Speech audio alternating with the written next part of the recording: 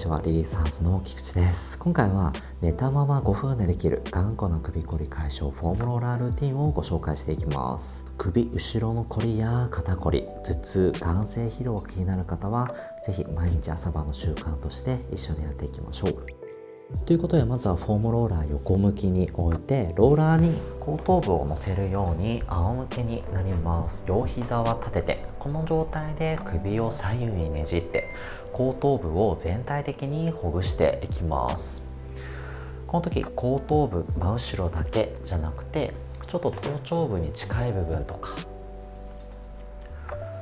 ちょっと首に近い部分、後頭部下の方まで全体的にほぐしていきます。なるべく大きくゆっくり動かすことを意識するんですけど、大きく動かすと頭がクラクラしちゃう方は細かい範囲で小さく動かしても大丈夫。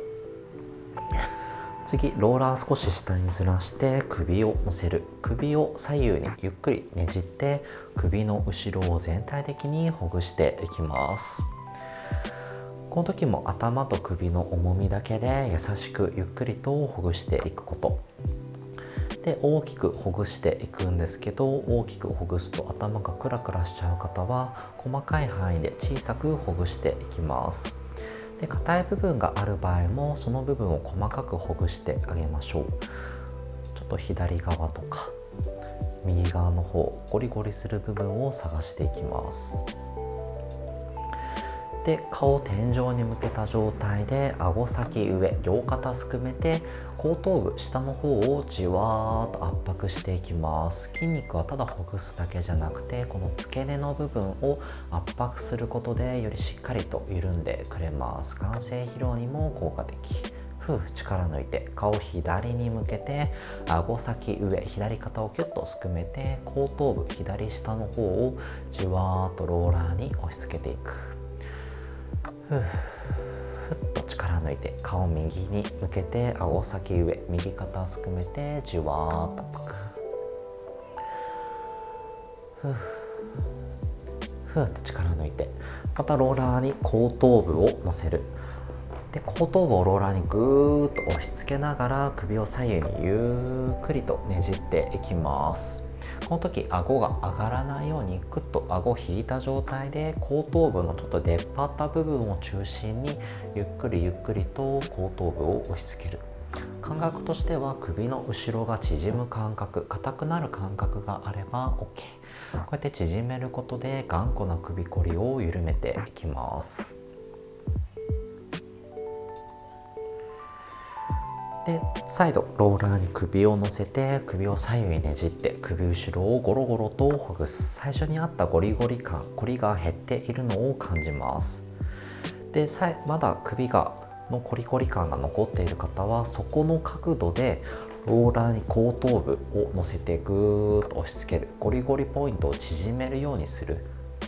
で、再度首を左右にねじるって感じで縮めることとほぐすことを繰り返すと、よりしっかりとコリを緩めることができます。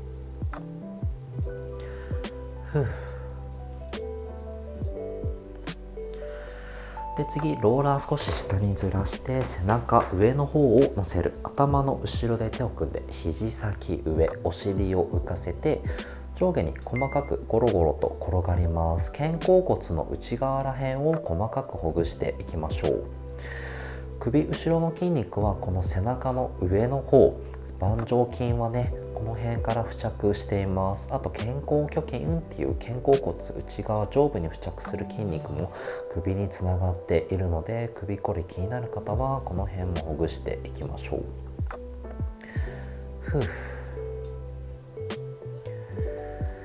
で、次ローラーに背中の一番丸まった部分、肩甲骨の少し下、みぞおちの裏ら辺を乗せてお尻を下ろして肘を開いて、このまんま深呼吸。背中をじわーっと反って緩めていきます。猫背、背中が丸まっていると頭が前に出て、頭の重みを首で支えてガチガチに硬くなってしまうので、丸まった背中、猫背を改善緩和して頭の位置を整える。首の後ろが硬くなりにくい状態を作っていきます。深呼吸を繰り返しながらリラックス。はい、お疲れ様でした。ここまでやってあげると首の後ろがスーッと軽くなった感覚があると思います。これを毎日続けてあげると徐々に首の後ろのこりが緩和していく、緩んでいって首こりを感じにくくなってくるので、ぜひ毎日続けてみてください。でこの他にも座ったまま10秒でできる首こり解消法とか、スマホ首ストレートネック改善リリースの方法もご紹介しているので、こちらは概要欄から見てみてください。ではまた。